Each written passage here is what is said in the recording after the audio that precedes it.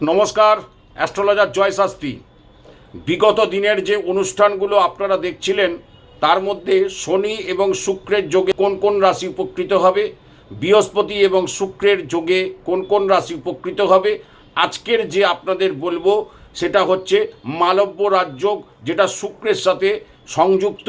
এখন যে যোগটা মে মাসের শেষের দিকে অর্থাৎ মে মাসের 20-21 তারিখের পর থেকে যেটা শুরু হচ্ছে সেটা হচ্ছে মালব্য রাজযোগ।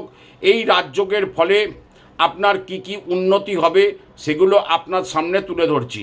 এই যোগের ফলে যে সমস্ত রাশি উপকৃত হবেন তাদের স্বস্তি, তাদের আকর্ষণ বৃদ্ধি পাবে, কর্মজীবনে উন্নতি নিয়ে আসবে এবং সৃজনশীল কাজে তাদের একটা নিযুক্ত থাকবেন এবং তাদের সবচেয়ে বেশি অর্থনৈতিক দিক থেকে লাভবানও হবেন। এবং সেই রাশিগুলো কি কি, যেমন হচ্ছে প্রথম রাশি হচ্ছে বৃষ রাশি। এই রাশির জাতক জাতিকাদের এই সময় ব্যক্তিত্বের একটা বিকাশ ঘটবে, সম্পদ বৃদ্ধি পাবে এবং সুখ শান্তি বজায় থাকবে। এরপরে যে রাশিটির কথা বলবো সেটি হচ্ছে মিথুন রাশি। কর্মজীবনে উন্নতি হবে, নতুন পরিচয় বাড়বে, অর্থনৈতিক পরিকাঠামো মজবুত হবে। এরপরে যে রাশিটির কথা বলবো সেটি হচ্ছে তুলা রাশি। সম্পর্ক দৃঢ় হবে প্রতিটি মানুষের সাথে এবং জীবনে আপনার ভারসাম্য বজায় থাকবে এবং অর্থনৈতিক উন্নতি প্রচুর পরিমাণে বৃদ্ধি পাবে। এরপরে যে রাশিটির কথা বলবো সেটি হচ্ছে কুম্ভ রাশি। সৃজনশীল ক্ষেত্রে সাফল্য পাবেন এবং নতুন সুযোগ আসবে, আপনাদের নতুন কাজের উন্নতির জায়গা প্রচুর পরিমাণে বৃদ্ধি পাবে। এরপর যে রাশিটির কথা বলবো সেটি হচ্ছে মীন রাশি।